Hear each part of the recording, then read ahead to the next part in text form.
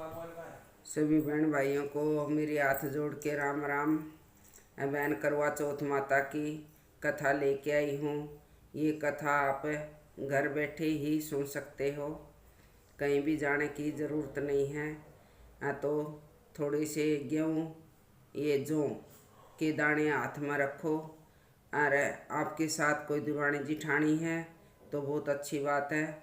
अगर कोई भी दुरानी जिठानी नहीं हो, अकेली हो, तो ये गणेश की छोटी सी मूर्ति कोई भी और पूजा का टाइम वहाँ अर्पित कर लेना और उसको तिलक करके आप कथा घर बैठ के ही सुन सकते हो।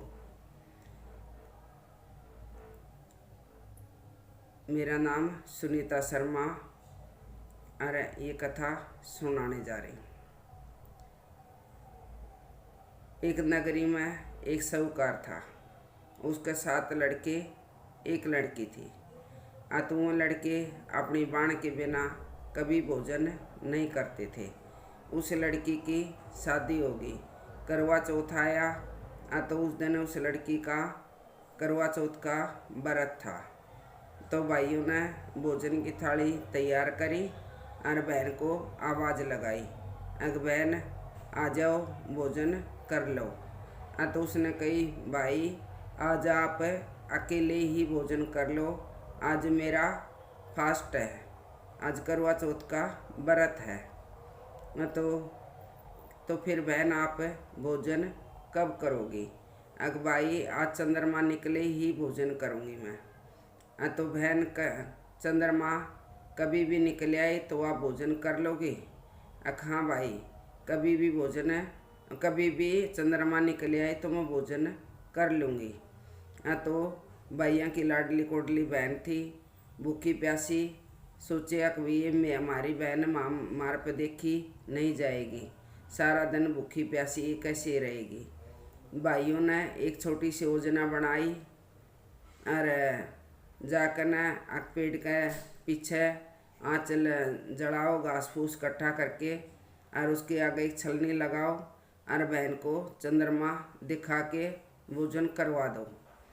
तो किसी ने घास फूस ले आया, कोई माचिस ले आया, कोई छलनी ले आया, कोई कुछ ले आया। तो आँच जला के और आगे छलनी लगा दी, वह कि वो चंद्रमा की तरह दिख गया। तो एक भाई घर आ गया, अग बहन चंद्रमा निकल आया, आप अर्घ दे दो। तो कहने लगी, नहीं भाई इतना जल्दी चंद्रमा नहीं निकलता है। नहीं बहन देखो ऊपर जाके चंद्रमा निकल चुका है। तो वह गई तो देखा तो हाँ वाकई चंद्रमा की तरह ये लग रहा था। तो नीचे आई अपनी भाभीयों के पास, भाभी चलो चंद्रमा निकल आया, हम अर्घ दे देते हैं। तो भाभीयों ने कही कि नहीं, हमारा चंद्रमा तो शाम को ही निकलता है, ये तो चंद्रमा इस टाइम तो आपका ही निकला होगा, तो आप दी आओ।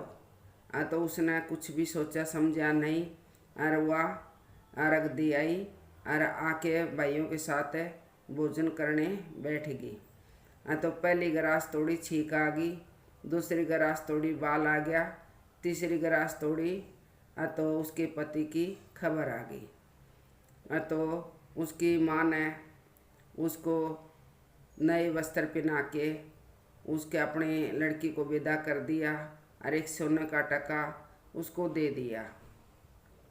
अगर बेटी कोई भी आए तो उसका सुहाग का ही आशीर्वाद मांग लेना। तो आगे गई गांव के पास, तो उसने एक छोटी सी कन्या मिली। तो उसको उसके पैर छुए और उसके पैर पकड़ के बैठ गई। मुझे सुहाग का आशीर्वाद दे दो। मैं सुहाग का आशीर्वाद कैसे दूँ?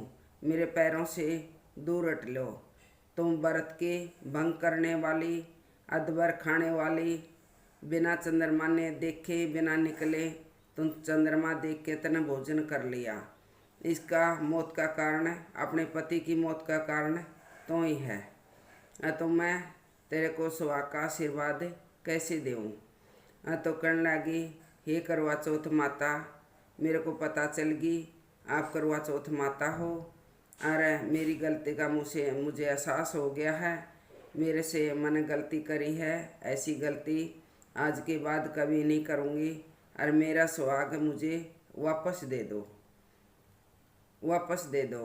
और मैं तभी पैरी जी भी पैर छोड़ दूँगी, मेरा सुहाग मुझे वापस कर दो।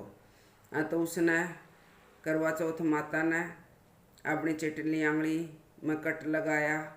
तो अपने खून का छींटा उसके पति को लगा दिया। उसका पति हर हर करता बैठा हो गया। हे करवा चौथ माता, जिस तने साहूकार की बेटी को पहले आई, किसी ने ना आई, वो पाछा आई सी, सब नाई हो। जय हो करवा चौथ माता, सबका सुहाग वाग अमर रखना। जय हो करवा चौथ माता, तेरी सदा ही जय। ये भी एक कथा और